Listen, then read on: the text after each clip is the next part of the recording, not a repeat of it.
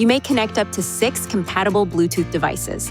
The connecting procedure varies according to each cellular phone model. To check the compatibility of your device, please visit this website. To connect a phone to the Bluetooth system, the vehicle must be stationary.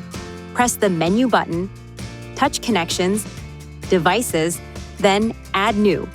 A message will appear on your vehicle's screen, directing you to enable Bluetooth on your device.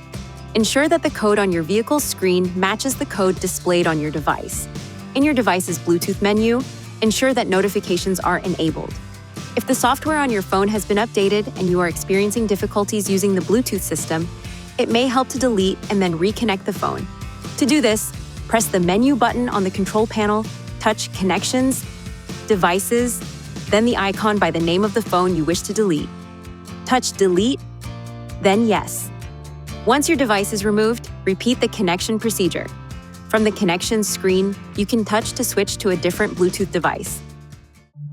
Please see your Nissan Connect Owner's Manual for important safety information, system limitations, and additional operating and feature information.